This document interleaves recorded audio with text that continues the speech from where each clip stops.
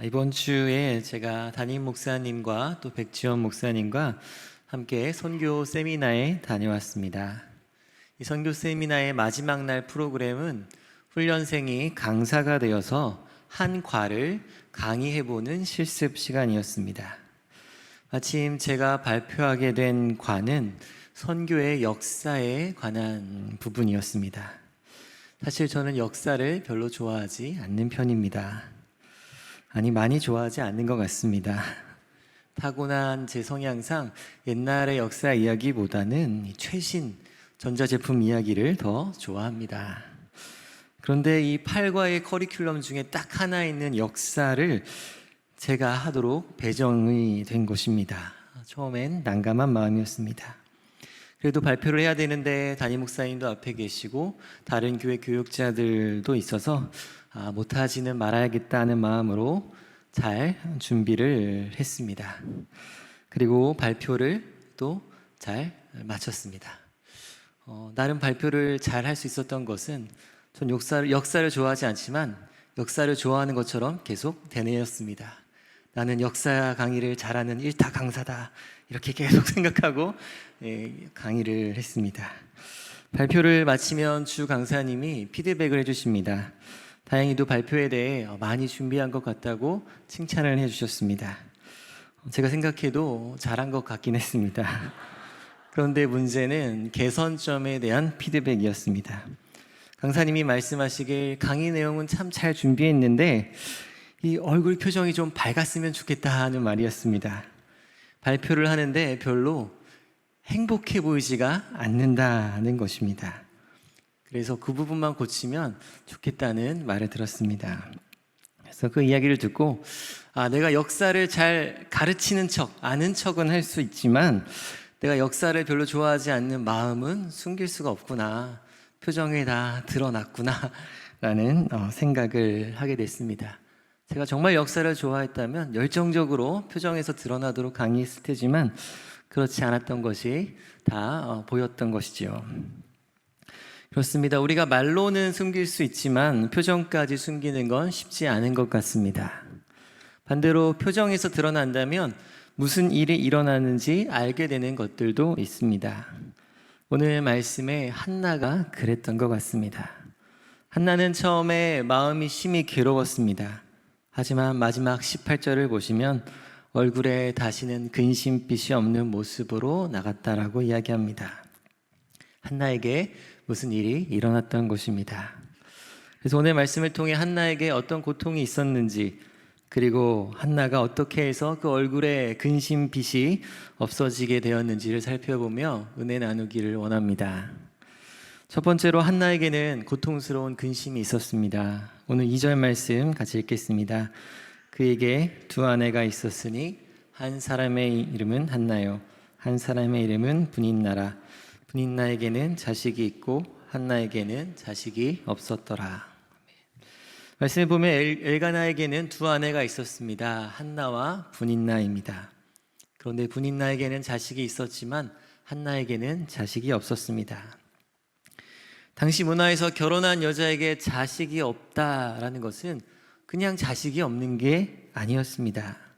자녀가 없다는 것은 현재에도 소망이 없고 미래에도 소망이 없다는 뜻이었습니다. 당시에는 자식의 숫자가 곧 일을 할 수 있는 노동력을 의미했기 때문에 자식의 숫자가 경제와 지위와 부를 나타내는 숫자였습니다. 또 당시에는 자식이 전쟁에서 싸울 수 있는 군사력이었기 때문에 안전을 보장해 주는 존재가 자녀였습니다. 또 당시에는 노후연금 그런 게 없었기 때문에 부모가 늙게 되면 자식이 부모를 봉양해야지만 굶어 죽지 않을 수 있었습니다. 그런데 자식이 없다는 것은 경제력도 없고 지켜줄 군사력도 없고 노후까지 불투명한 생존의 문제가 위협을 받는 일이었습니다. 그러기에 당시 문화에서 여자가 아이를 낳지 못한다는 것은 여자로서의 가치가 없다는 것을 의미하기도 했습니다. 특별히 의료기술이 발달하지 못했던 당시에는 10명은 낳아야 그 중에 4명이 살았다고 합니다. 어떤 질병이나 어떤 그런 것들로 다 자라면서 성인에 이르지 못하고 죽게 되는 것이죠. 그런데 10명은커녕 4명은커녕 단 한 명도 낳지 못한 한나는 그 마음이 심히 괴로울 수밖에 없었습니다. 하지만 한나의 남편이었던 엘가나는 이러한 한나를 무시하거나 멸시하지 않았습니다. 오히려 더 사랑해 주었던 것 같습니다.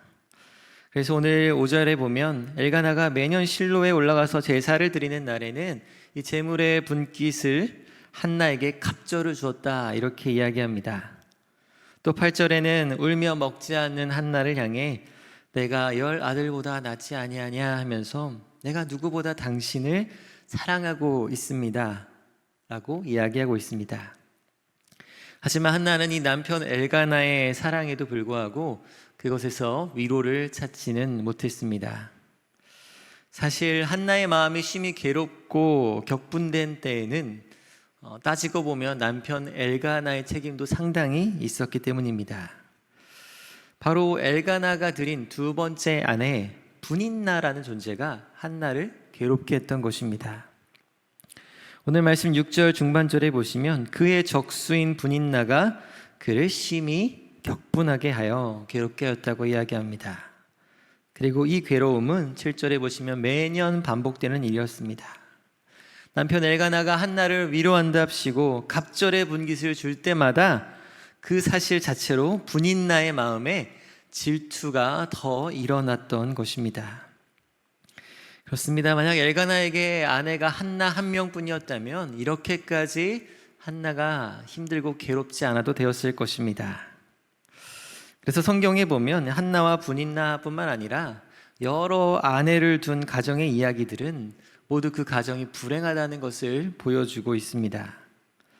아브라함은 아내 사라가 아닌 여종 하갈을 통해 자식을 낳고 그 가정의 불화를 경험했습니다. 야곱 또한 레아와 라헬을 두 명을 아내로 맞이하면서 그 안에도 질투와 불화가 일어났습니다. 다윗 왕 역시 여러 아내를 맞이하면서 그 자녀들 사이에 생긴 다툼으로 어려움을 겪었습니다.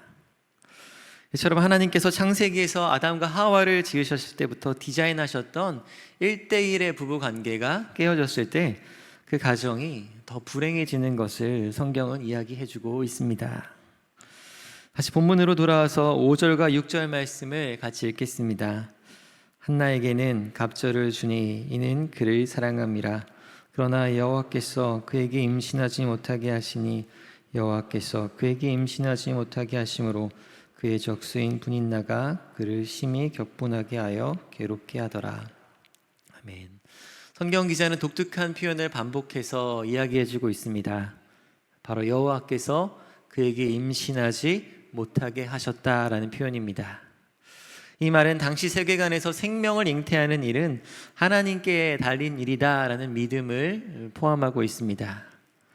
또 한편으로는 이 말은 한나의 불임의 원인이 한나에게 있는 것이 아니라 하나님께 있다라고 말해주고 있습니다.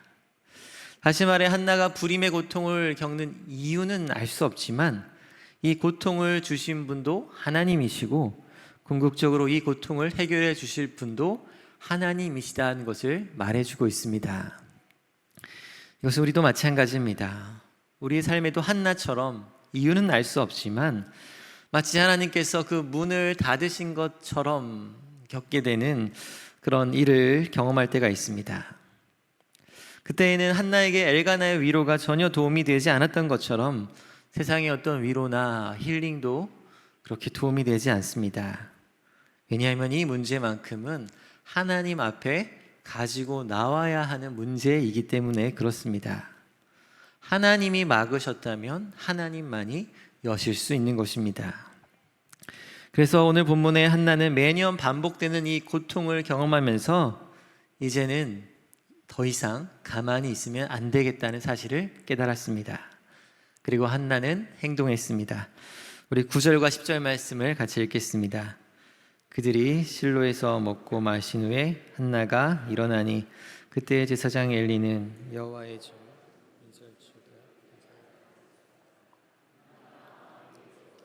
여호와께 기도하고 통곡하며 두 번째로 한나는 하나님 앞에 나와 기도했습니다. 한나는 매년 반복되는 이 괴로움 가운데 이번만큼은 다른 선택을 하기로 했습니다. 그래서 한나는 실로에서 먹고 마신 후에 일어났다라고 이야기합니다. 한나는 무엇을 위해 일어났습니까?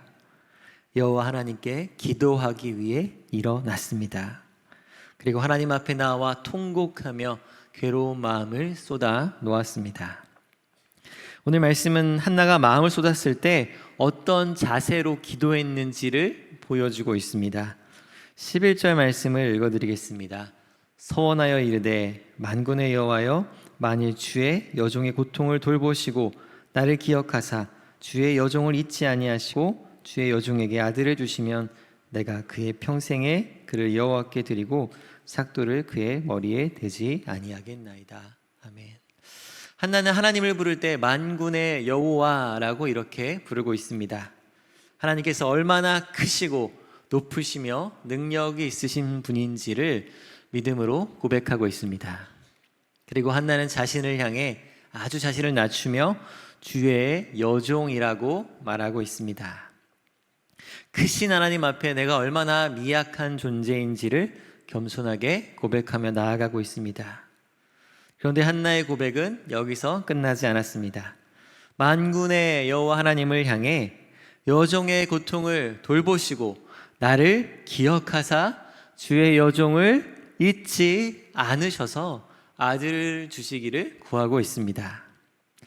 사랑하는 제 가족 여러분, 이러한 한나의 기도에 담겨 있는 믿음이 무엇입니까? 바로 만유보다 크신 하나님께서 작고 비천한 이 여종의 마음에 귀를 기울이신다는 믿음입니다. 그러기에 하나님께서 이 여종의 마음에 귀를 기울이시고 돌보시고 기억하실 것이라는 사실을 믿음으로 나아가고 있는 것입니다. 그렇습니다. 크신 하나님, 능력의 하나님께서는 작고 낮은 우리의 마음을 귀하게 여기십니다. 우리의 마음의 고백과 작은 신음소리까지도 귀 기울여 들으시는 분이 바로 우리 아버지 하나님이십니다. 그러므로 하나님 앞에 우리의 상한 마음을 쏟아 놓으시기 바랍니다. 그런데 하나님 앞에 마음을 드리라는 말이 이렇게 들릴 수도 있을 것 같습니다. 아니, 전능하신 하나님이라면 굳이 내가 말하지 않아도 다 알고 계시지 않으실까? 그리고 하나님이 다 알고 계신다면 내가 입술로 굳이 말을 해야 될까?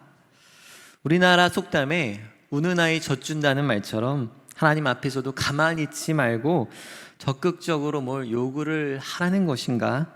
그런 생각입니다.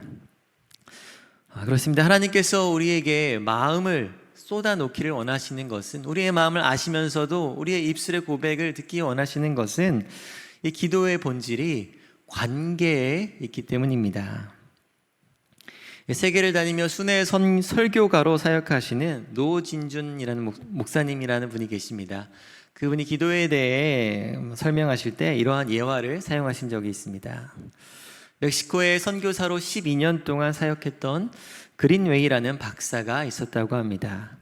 그분이 멕시코 선교사로 일하는 동안에 한 번은 밤 늦은 시간에 문 밖에서 노크 소리가 들리는 것입니다. 문을 열어보니 한 10살쯤 되어 보이는 멕시코 소녀가 서 있었습니다. 아이는 흑투성이의 창백한 얼굴로 떨고 있었다고 합니다. 이야기를 들어보니 이 아이는 3살 때에 어머니가 돌아가셨습니다.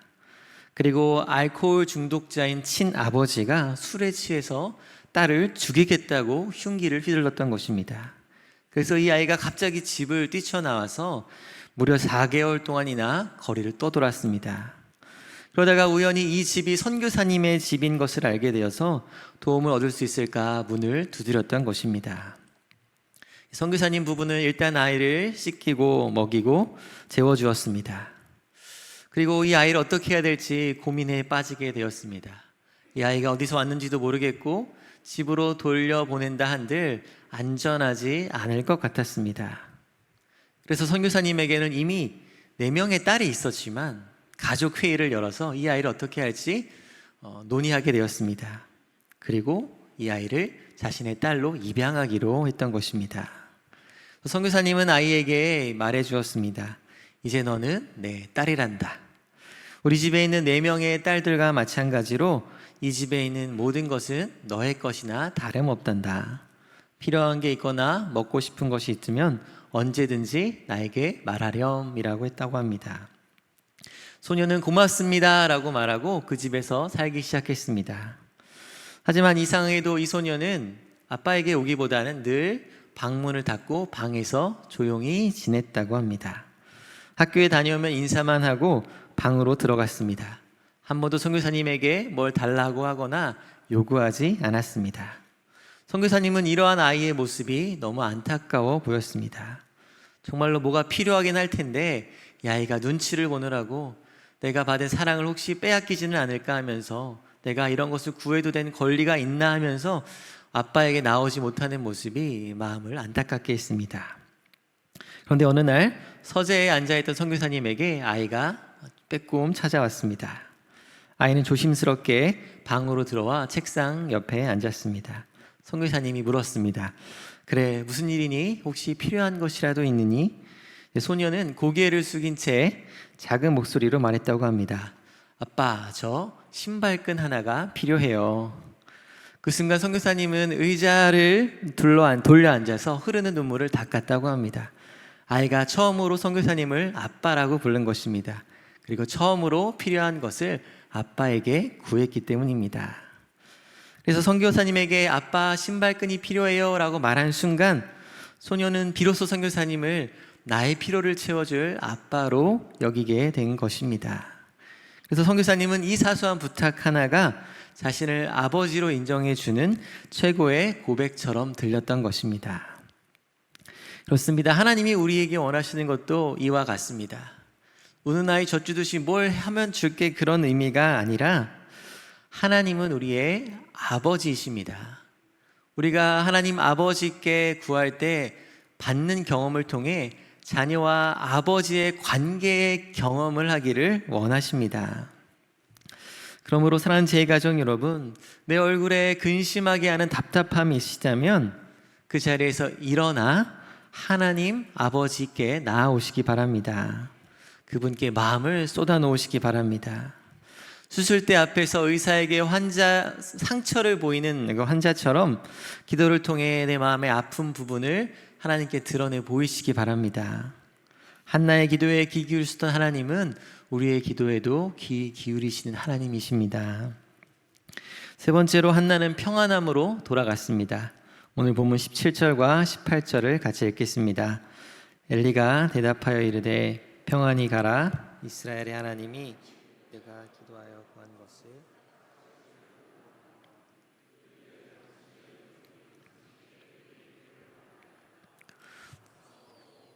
그래 다시는 근심 빛이 없더라. 오늘 말씀에 이 한나가 기도한 후에 다시는 근심 빛이 없이 돌아갔다라고 이렇게 이야기합니다. 매년 한나의 마음을 격놓게 하고 심히 괴롭게 했던 그 문제가 사라졌습니다. 이제 그 마음에 샬롬이 찾아왔습니다. 그런데 한 가지 신기한 점은 한나가 이 평안을 찾은 시점입니다. 본문 말씀은 한나가 기도 응답으로 임신하게 되었고 그래서 평안하게 돌아갔다 이렇게 이야기하지 않습니다. 임신을 하기도 전에 이미 근심이 사라진 얼굴로 돌아갔다라고 이야기합니다. 어떻게 한나는 그토록 원하는 자식을 갖지 않았는데도, 갖기 전이었는데도 평안해질 수 있었을까요? 그 비밀은 한나의 기도를 통해 알 수 있습니다. 어째선지 한나는 하나님께 기도할 때 자식을 주세요 하지 않고 자식을 주시면 서원하여 하나님께 드리겠다라고 이야기합니다. 우리가 이 문장만 보면 한나가 참 하나님과 거래를 잘하는구나, 안 들어줄 수 없게 막 이렇게 하는구나 그렇게 생각할 수도 있습니다. 하지만 자식을 나실인으로 드린다는 것은 한나가 자식을 통해 얻을 수 있는 모든 유익을 포기하는 것과 같았습니다. 다시 말해 자식을 나실인으로 드리게 되면 자녀는 집이 아니라 성전에서 커야 합니다. 그러기에 자라나는 자녀와 유대감을 나눌 수 없습니다. 1년에 한 번 제사 드리는 날에 그때 볼 수 있을 것입니다. 그때는 핸드폰이나 이메일이 있는 것도 아니었습니다. 또 자녀가 집에 없기에 어떤 노동력을 제공해 주지도 못합니다. 자녀가 커서도 여전히 성전에서 일해야 했기 때문에 군사력으로 도움이 되는 것도 아니었습니다. 자녀를 낳았지만 나실인으로 드린다는 것은 실상은 자녀가 없는 것과 다름없는 셈이었습니다. 그런데 한나는 왜 이렇게 원하던 자식을 하나님께 드리겠다고 서원한 것일까요? 한나는 기도하는 가운데 더 이상 자녀를 낳는 것이 인생의 목적이 아닌 게 되어버렸습니다. 전에는 자녀만 있으면 내 인생이 행복할 것이라고 생각했습니다. 하지만 한나는 기도 가운데 자녀를 낳는 것보다 더 큰 목적에 눈뜨게 되었습니다. 바로 영적으로 어두운 시대에 하나님의 사람이 필요하다는 사실이었습니다. 그렇습니다. 당시의 여성들에게는 이 출산을 통해 하나님의 선교의 일에 참여하고자 하는 소명의식이 있었다고 합니다. 하나님께서 인간의 타락 이후에 여자의 후손이 뱀의 머리를 상하게 할 것이다 라는 약속을 주셨기 때문입니다.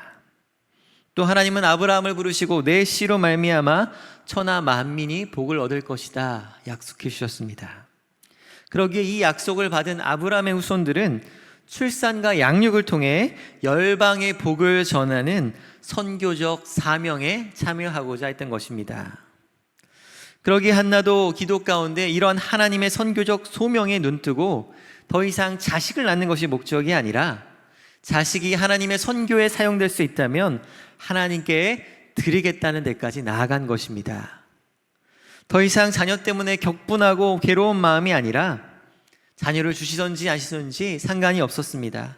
자녀가 목적이 아니라 하나님의 선교에 쓰임받는 수단으로서 자녀가 드려진다면 그것이 더 영광스럽다는 것을 깨닫게 되었기 때문입니다.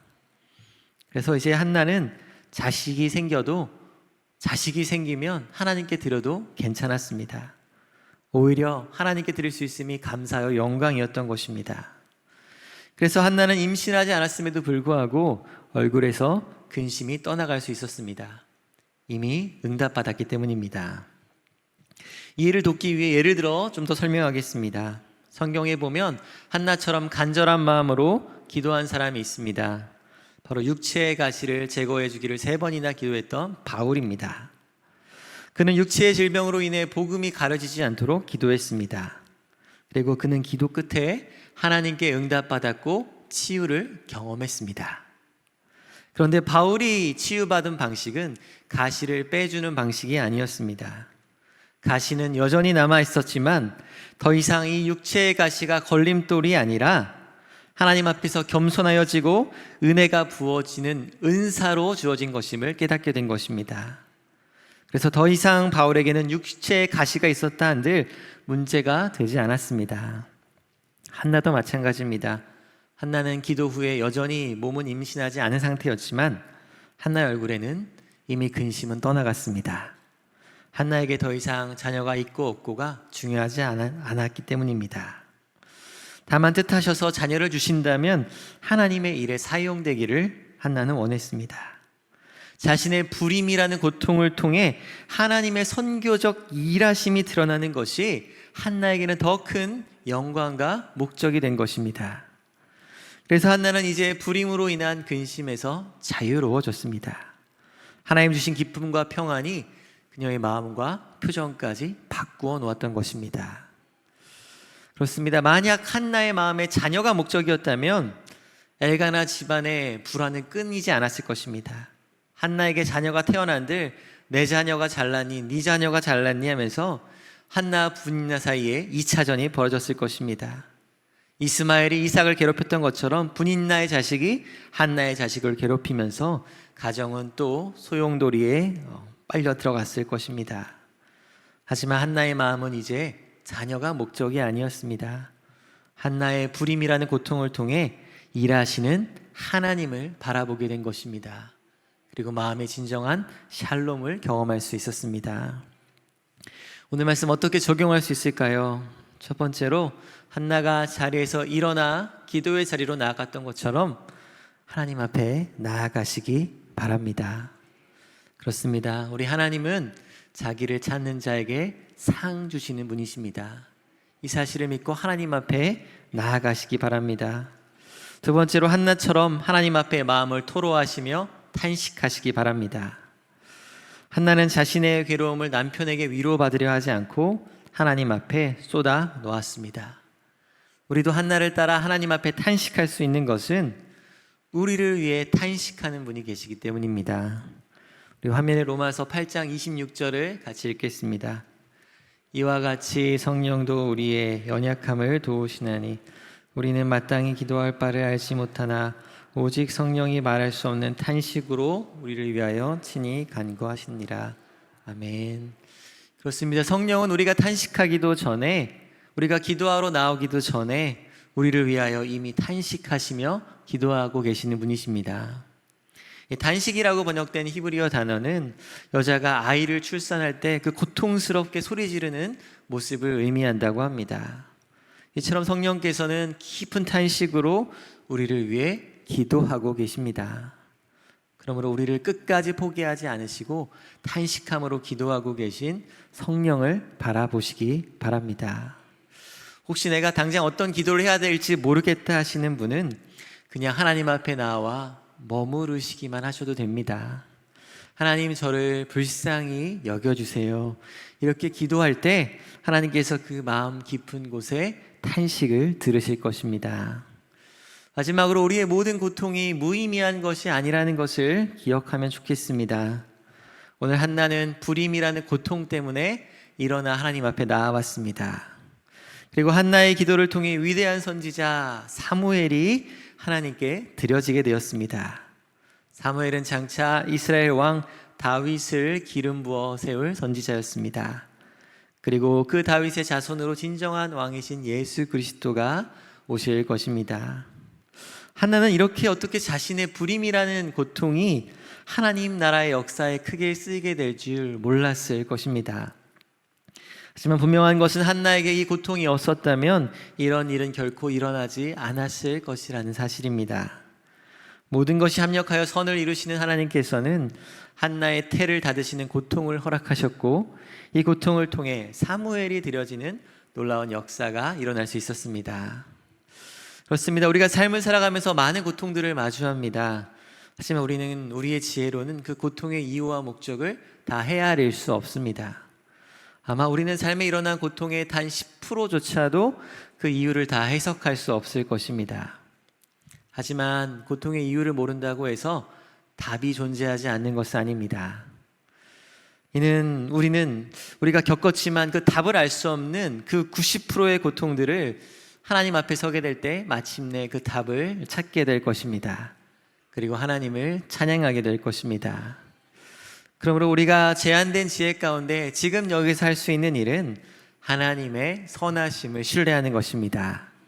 내게 허락된 고통의 목적과 이유를 알 수 없지만 하나님은 선하시고 전능하셔서 마침내 합력하여 선을 이루어내실 것입니다. 말씀을 마치겠습니다. 우리 하나님 아버지는 선하십니다. 그분은 우리의 기도에 귀 기울이시는 아버지이십니다. 그리고 우리의 삶 가운데 고통을 사용하셔서 놀라운 일들을 행하시고 마침내 얼굴에서 근심을 거두어 가실 것입니다. 그러므로 우리를 기다리신 하나님 앞에 기도로 나아가시기 바랍니다.